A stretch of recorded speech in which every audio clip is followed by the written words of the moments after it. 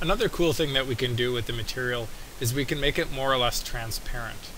This would be important if you were doing something like glass, for instance, where you wanted it to be something that you can see through. Let's take a look at how this feature works. Here we've got our ball and our floor, which we've been working with. What I'm going to do is I'm going to change the see-through nature of the ball. Okay? So I'm going to click on the ball here, and the see-through nature is controlled by the alpha level. Now we have to do two things. First of all, by default, this button Z transparency is turned off. So we need to click it so that Z transparency is turned on. In this preview window, this checkerboard is what you see if you're not looking at the ball. Okay, so as I decrease the alpha, you'll see that the ball tends to get more transparent.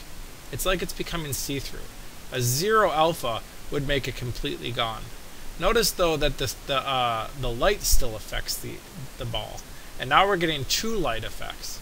One is as it hits the front side of the ball, but because it's see-through, it can hit the back side of the ball and create actually a reflection from the inside of the ball, which is pretty cool. But there wouldn't be much sense in making a completely see-through object. So let's set the alpha level about here. Okay. Now if we go to the scene and we render it, what we've got is this ball, but you can see through the ball. Okay? Now you can see through it in the sense that it's you can see the floor behind it. The higher the alpha level it is, the less transparent this ball will be. Okay? Now that I've taken away the ball itself, or the ball, this seems a little out of place. Okay, so what I'm going to do is I'm going to go back in to the materials. Remember, under shaders, this is spec. I'm going to lower the spec of it. And then actually, I thought that was a little bit too transparent. So I'm going to raise the alpha level to maybe 0.4 instead. And now I'm going to render it. Okay. So anyways, we see that we've created a ball that's transparent. And if I were to go into our scene and from this level, go over here, I'm going to add a mesh sphere. Okay. I'm going to check it on the bottom.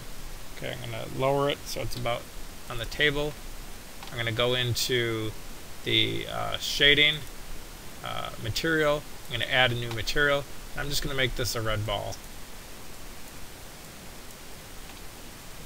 Now, what you'll see when I render it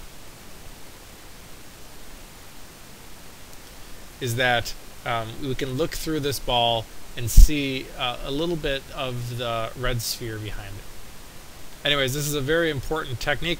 It also is pretty impressive in terms of physics, because as we'll get to later, making something see-through and then figuring out how light is going to kind of look as you go through it is a pretty complicated task.